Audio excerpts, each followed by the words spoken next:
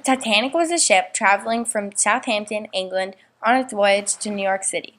It was said to be one of the most luxurious ships of its time until it crashed into an iceberg in the middle of the Atlantic Ocean. It killed many people and is one of the most tragic events to this day.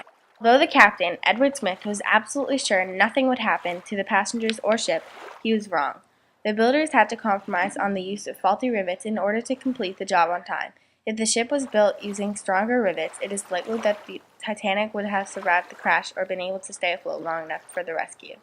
Apparently, the builders of the ship did not use close to the amount of rivets needed for the ship to withstand the iceberg. The ship needed at least 3 million rivets heated to perfection, with a perfect amount of hammer strikes on each and every one. The whole of the ship was made from steel rivets, but the stern and bow were made with iron rivets. Since iron is weaker than steel, the construction of the boat could have been improved if it were made with steel rivets throughout the ship. Since the ship was built using iron rivets, it was much less sturdy than it could have been. The iron rivets crumble easily. The Titanic was built so that if any combination of 4 or under compartments had sank or gone underwater, the ship could survive. But since the Titanic had such a bad collision with the iceberg, 5 compartments had gone underwater. The builders were so concerned about the Titanic being luxurious for the passengers that they never thought the ship would crash. Even if it did crash, the crew and builders never thought it was possible for over 4 compartments to go underwater. A woman remembers getting on the lifeboats thinking where her husband was. She knew there was little chance of survival, but she wanted her last days to be spent with her husband. When the boat came to pick up her and her others on the lifeboats up, she knew her husband wasn't there after the last of the lifeboats arrived. She was heartbroken. A woman described the chaotic scene of lifeboats in the Carpathia, the ship that picked them up. She described how ecstatic everyone was, but she was without her children. And she realized that her children did not make it.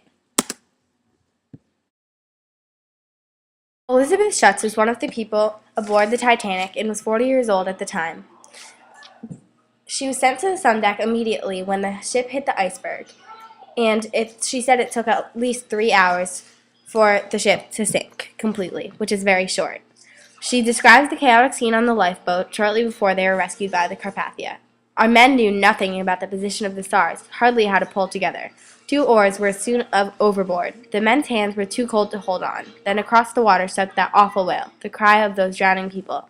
In my ears I heard, "She's gone, lads. Row like hecker, we'll get the devil of a swell." She was one of the ones who reflected on the needless luxuries about the Titanic and how they had not been prioritized over the lifeboats and other safety features.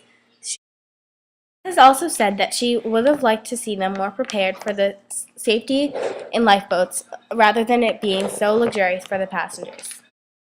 Eva Hart was 7 years old when she and her parents had been put into lifeboats after the tragic collision.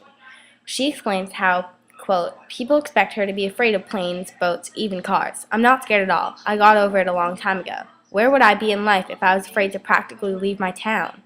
The Titanic was one of the most tragic events of this day. The builders and crew did not use enough rivets and were too concerned about the luxuriousness to pay attention to the safety in lifeboats of the passengers.